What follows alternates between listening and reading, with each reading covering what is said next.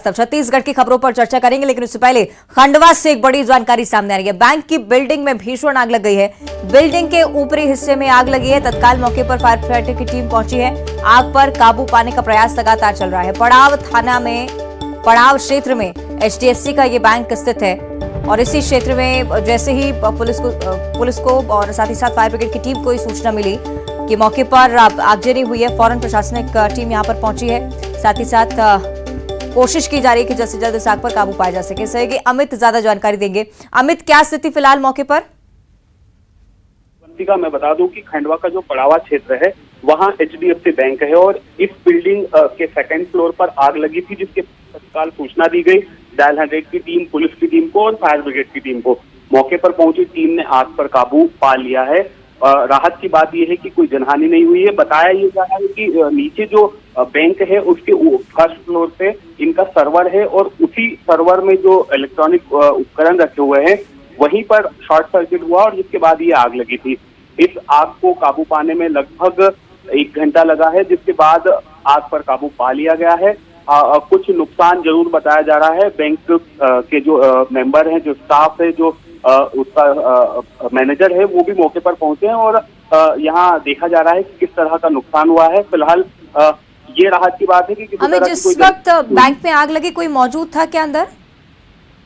जिस वक्त आग लगी सुबह का समय था और बैंक खुलने का समय नहीं हुआ था, इसलिए कोई मौजूद नहीं था। ये राहत की बात थी। लेकिन ऊपरी तल पर कुछ लोग जरूर थे जो आग लगने के बाद तत्काल जो है बाहर आ गए और जब ये आग लगी तो काफी संख्या में लोगों की भीड़ भी जमा हो गई थी यहाँ पर। और ये पूरा रहवासी क्षेत्र है तो एक तरह से लोगों में थोड़ा सा डर का वातावरण भी था।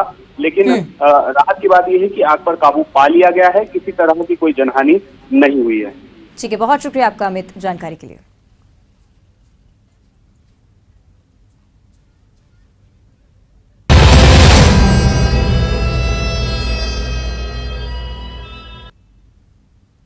और कांकेर से अब आपको एक ऐसी खबर दिखाते हैं जिसे सुनकर आप भी हैरान रह जाएंगे।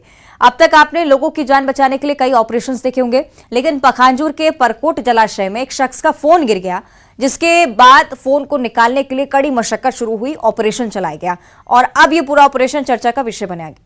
आपको बता दें कि सोमवार से ऑपरेशन शुरू हुआ था, गुरुवार तक ऑपरेशन चला और उस दौरान गोताखोरों की मदद भी ली गई। जब गोताखोर फोन नहीं निकाल पाए तो पंप लगाकर तालाब का पूरा पानी निकाला गया। आपको ये भी बताएं कि कोयलीबेड़ा ब्लॉक के फूड इंस्पेक्टर राजेश विश्वास सोमवार को छुट्टी मनाने के लिए परलकोट जलाशय के लिए पहुंचे थे। यहां पर फूड ऑफिसर की महंगा फोन खैरकट्टा परलकोट जलाशय में गिर गया। तालाब में पानी लबालब 15 फीट तक भरा हुआ था और फिर इसको निकालने के लिए कोशिशें शुरू हुई। गोताखोरों की मदद ली। जब मोबाइल नहीं मिला तो तालाब के पानी को पंप लगाकर निकाला गया। एक मोबाइल के लिए पानी की बर्बादी को लेकर भी अब तमाम सवाल खड़े हो रहे हैं।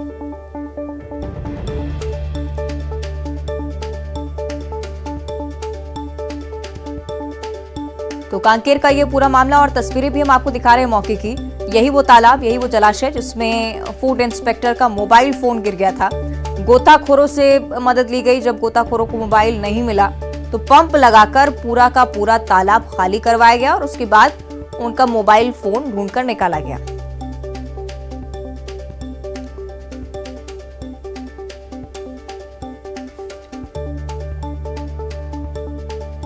चलिए और ज्यादा चर्चा इस पर हम करेंगे। हमारे सहयोगी खेम नारायण शर्मा कांकेर से हमारे साथ जुड़ चुके हैं। अब खेम नारायण, अजब गजब ये पूरा मामला, लेकिन कहीं ना कहीं लापरवाही की भी बातें सामने आती हैं जब पानी की बर्बादी को लेकर सवाल खड़े होते हैं। क्या कुछ मामले को लेकर जानकारी अभी तक?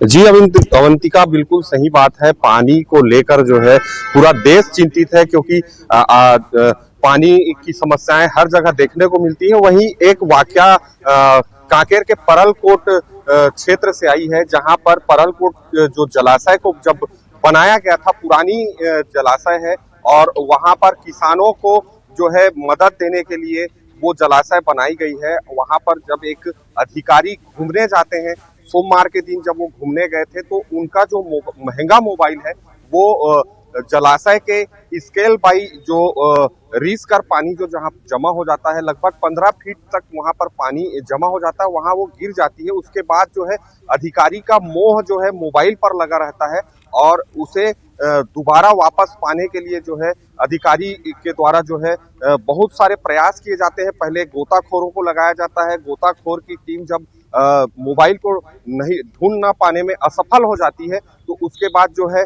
खाद्य अधिकारी द्वारा जो है सिंचाई विभाग के अधिकारी को बताकर जो है स्केल बाई के जो पानी है वहां से पानी को कम करने की बात को लेकर परमिशन लेता है और वहां से पूरे स्केल बाई का जो पानी है 15 फीट पानी है उसको जो है बाहर निकालने के बाद जो है पानी कम किया जाता है। फिर जब पानी कम होता है तब फिर वहां से मोबाइल उनकी वापस दिलाई जाती है। इस प्रकार देखा जाए तो जो पानी जो है किसानों को उनके खेतों पर देनी चाहिए वो पानी व्यर्थ में बह गए। जी निश्चित तौर पर उस तरह का मामला समझने में थोड़ी सी परेशानी भी खेम, क्योंकि आप बता भी रहे हैं कि यहाँ पर अब कई सारे सूखे खेत भी हैं। अगर ये उनके खेतों में पानी जाता तो उनकी फसलें बच जाती। साथ ही साथ ये भी जानकारी चाहेंगे कि जब कांकेर में ये सब चल रहा था, क्योंकि गुरुवार तक ये सब होता रहा, क्या किसी बड़े अधिकारी को जानकारी थी इस बारे में?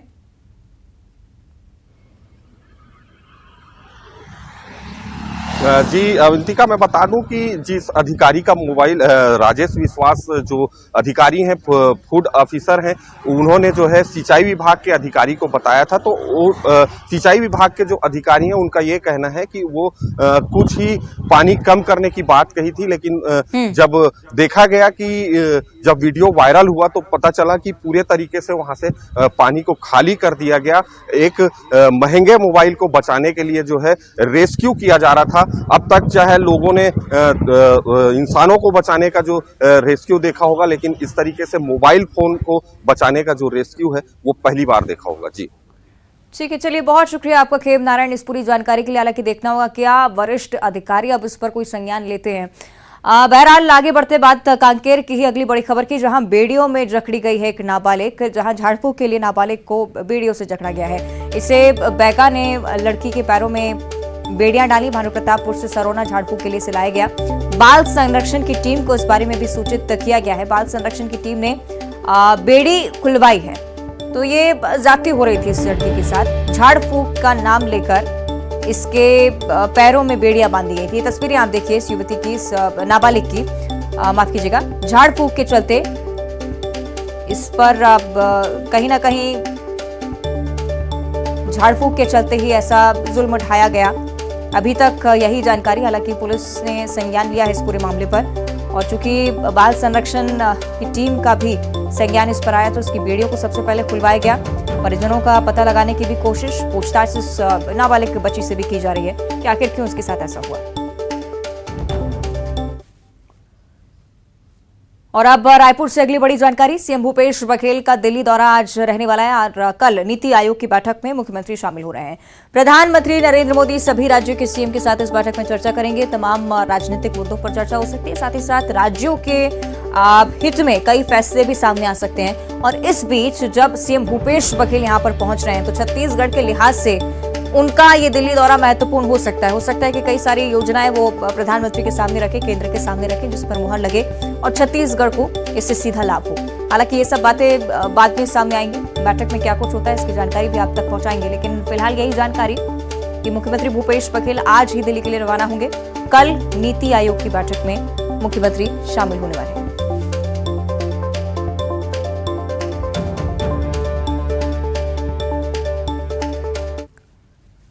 और इधर मल्लिकार्जुन खड़गे के साथ होने वाली बैठक स्थगित हो चुकी है। छत्तीसगढ़ कांग्रेस के नेताओं के साथ एक बैठक रखी गई थी पहले 27 मई को, यानी कि कल दिल्ली में बैठक होनी थी, लेकिन दिल्ली में इस बैठक को स्थगित करने का फैसला, चूंकि कर्नाटक कैबिनेट का विस्तार भी होना है, उन गतिविधियों की ओर भी मल्लिकार्जुन खड़गे कांग्रेस के राष्ट्रीय अध्यक्ष की नजर, शायद इसी के चलते इस बैठक को स्थगित करने का फैसला।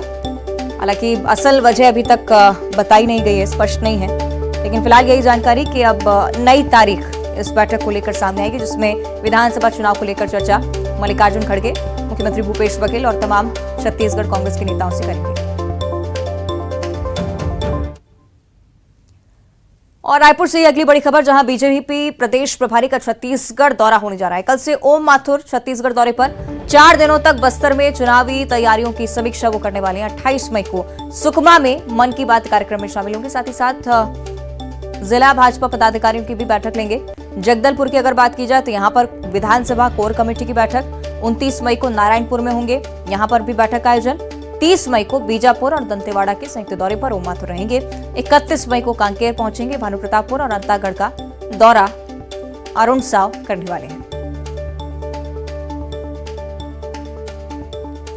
अरुण साव और साथ ही साथ बीजेपी के तमाम वरिष्ठ नेता नारायण चंदेल, ओम माथुर लगातार इसी तरह से दौरा कर रहे हैं। एक बार फिर से ओम माथुर के दौरे को लेकर जानकारी साझा की गई। और रायपुर से अगली बड़ी खबर, जहां पाम सोसाइटी के पैनल मीटर में भीषण आग लग गई। समय रहते एक बड़ा हादसा टल गया। राहत भरी बात यही कि सभी लोग सुरक्षित हैं। 12 से ज्यादा परिवार फ्लैट में फंसे हुए थे। फायर ब्रिगेड की टीम यहां पर पहुंची। कड़ी मशक्कत के बाद सभी को फ्लैट से बाहर सुरक्षित निकाला गया। सोसाइटी में दहशत का माहौल था हालांकि उस दौरान, लेकिन राहत भरी बात यही कि जनहानि नहीं हुई। फायर ब्रिगेड की 2 गाड़ियों ने आग पर काबू भी पा लिया है। विधानसभा थाना क्षेत्र का ये पूरा मामला है।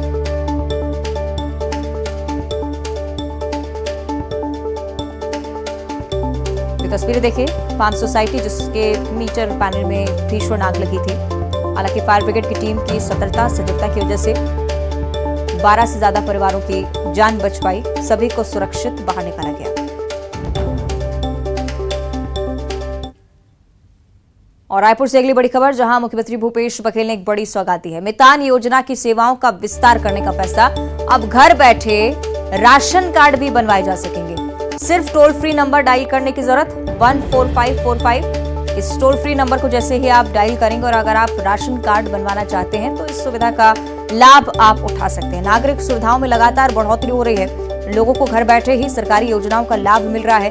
एक बड़ी सफलता छत्तीसगढ़ सरकार के पाले में। ये ट्वीट भी हम आपको दिखा रहे हैं जो कि मुख्यमंत्री भूपेश बघेल की तरफ से किया गया है।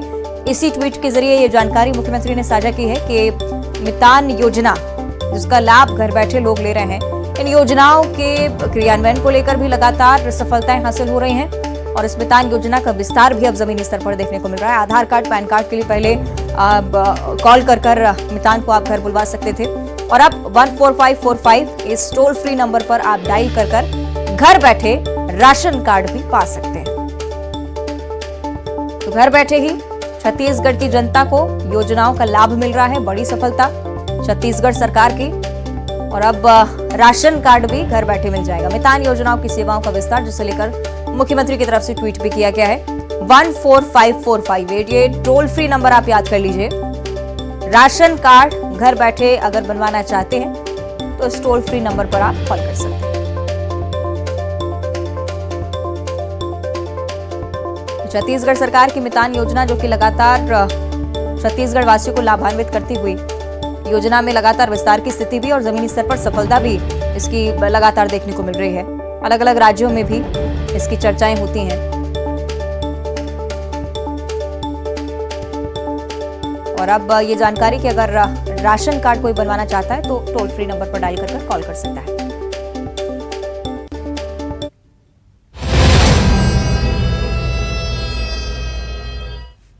और रायपुर की अब चर्चा करेंगे। राजधानी रायपुर में एक बार फिर से चाकूबाजी हुई है।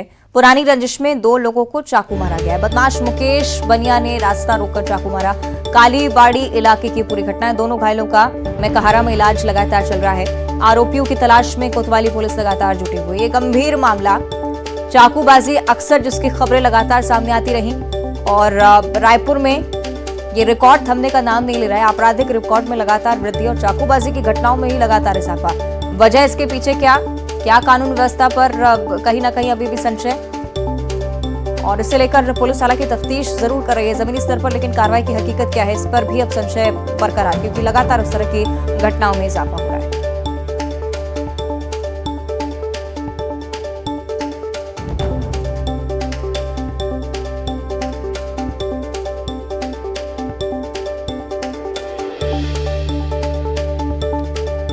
रायपुर से बड़ी जानकारी, चाकूबाजी की वारदात एक बार फिर से यहां सामने आई है।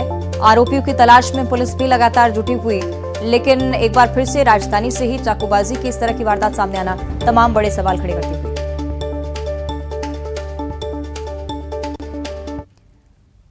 वारदात से पहले अपने गुनाह को छुपाने के लिए गुनहगार अक्सर कई तरकीब लगाता है, लेकिन क्या आपने कभी सुना है कि कोई कत्ल से पहले नई टी शर्ट खरीदे? आखिर इस टी शर्ट का राज क्या है, आप देखिए इस रिपोर्ट में।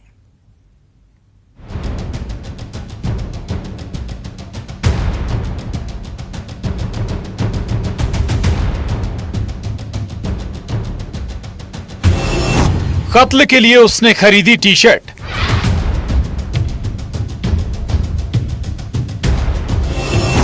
इश्क का इजहार, लड़की का इनकार।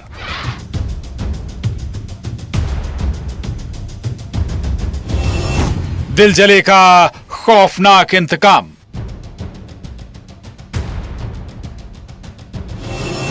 प्रेमिका के घर के सामने प्रेमी की लाश। एक तरफा प्यार, इस पर मेरा हक है।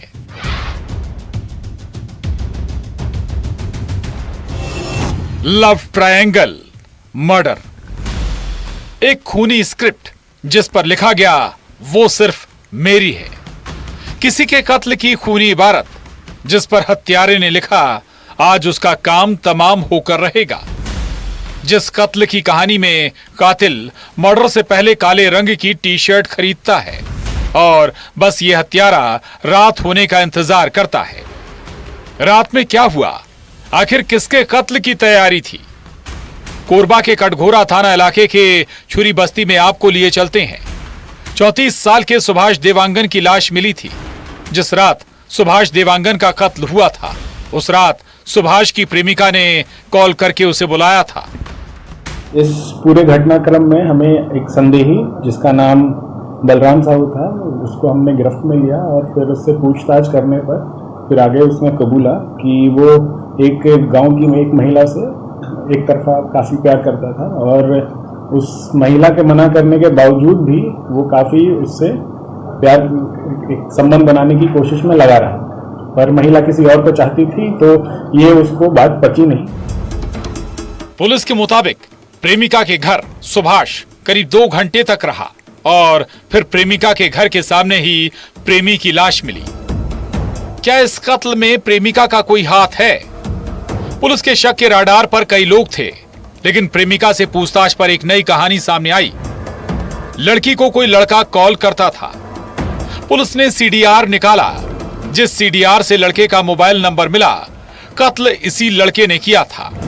आरोपी बलराम साहू, जिसका मृतक सुभाष की प्रेमिका के घर के पास ही पुराना घर था, जहां वो छुपा रहा, जिसने सुभाष की हत्या की और फिर मौत के हथियार को तालाब में फेंक दिया, खून से सने कपड़ों को जंगल में छुपा दिया।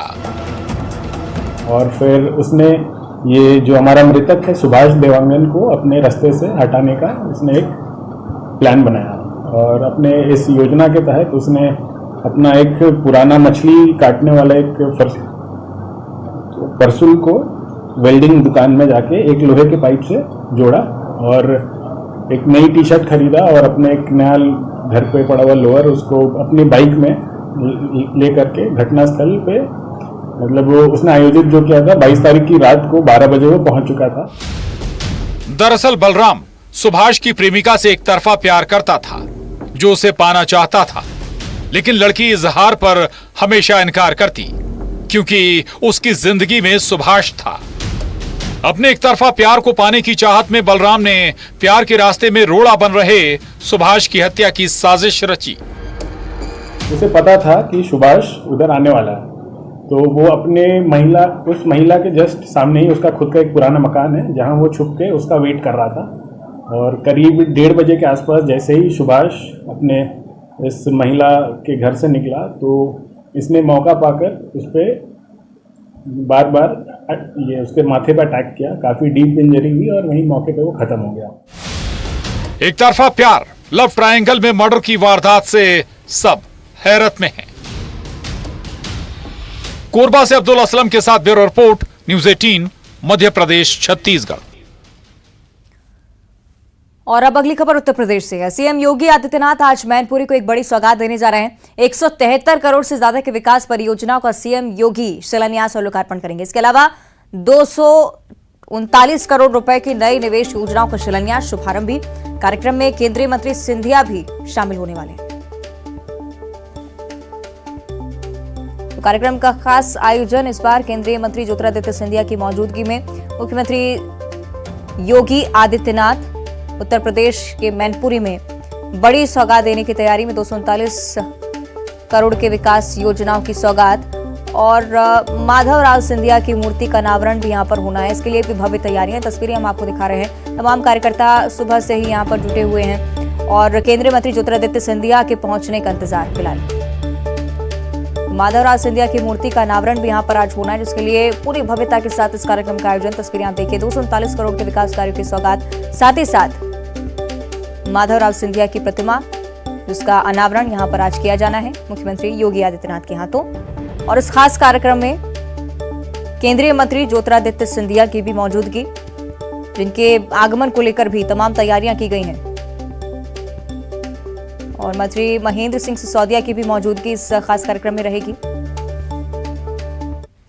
बीजेपी कार्यकर्ताओं में काफी उत्साह है। आसपास से लोग आ रहे हैं मुख्यमंत्री को सुनने के लिए। ये ठीक हमारे सामने सिंधिया तिराहा है, जहां पर दिवंगत केंद्रीय मंत्री माधवराव सिंधिया की मूर्ति का अनावरण मुख्यमंत्री करेंगे। इस दौरान उनके बेटे यानी कि माधवराव सिंधिया के बेटे केंद्रीय मंत्री ज्योतिरादित्य सिंधिया भी मौजूद रहेंगे। और यहीं के ठीक बगल में जनसभा होनी है। आप हम अपने वीडियो जर्नलिस्ट सोनू से कहेंगे ये वो इलाका दिखाएं। आप देख सकते हैं किस तरीके से मुख्यमंत्री की जनसभा को लेकर तैयारी की गई है। ठीक बगल में ही ग्राउंड है जहां पे जनसभा होनी है, लेकिन कल देर रात को बारिश हुई है, जिसके चलते ग्राउंड में जल भराव हो गया। उस समस्या का निपटारा किया जा रहा है। इसमें 400 के करीब करोड़ रुपए की यहाँ पे योजनाएं होंगी, जिसमें 23 औद्योगिक विकास की योजनाएं होंगी, जिनमें लोकार्पण भी होगा, शिलान्यास भी होगा। इसके अलावा शहर के विकास से संबंधित तमाम योजना है। करीब 400 करोड़ रुपए का तोहफा आज मैनपुरी वासियों को मिलेगा।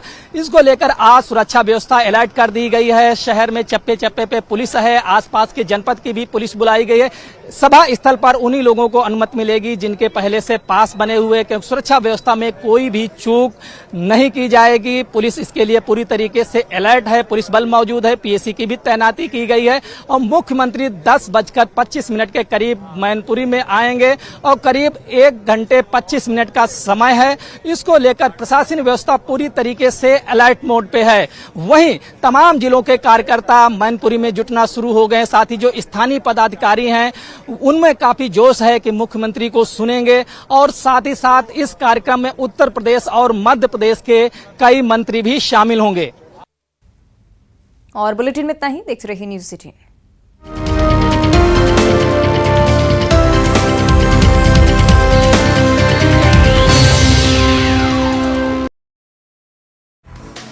पापुआ न्यू गिनी के बाद ऑस्ट्रेलिया पहुंचे पीएम मोदी। एयरपोर्ट पर भारतीय समुदाय के लोगों ने किया जोरदार स्वागत। कई कंपनीज के सीईओ से पीएम करेंगे मुलाकात। पीएम मोदी को मिला फिजी का सर्वोच्च सम्मान, मिला companion of the order of Fiji award. Fiji के पीएम ने किया सम्मानित। श्रीनगर में G20 शिखर सम्मेलन का आगाज, कई देशों के प्रतिनिधिमंडल का हुआ भव्य स्वागत। श्रीनगर समेत पूरे जम्मू कश्मीर में सुरक्षा के व्यापक इंतजाम। 2000 के नोट को लेकर आरबीआई गवर्नर शक्तिकांत दास का बयान, 30 सितंबर के बाद भी लीगल टेंडर बने रहेंगे। 2000 रुपए के नोट एक्सचेंज करने में हड़बड़ी दिखाने की जरूरत नहीं। अतीक अशरफ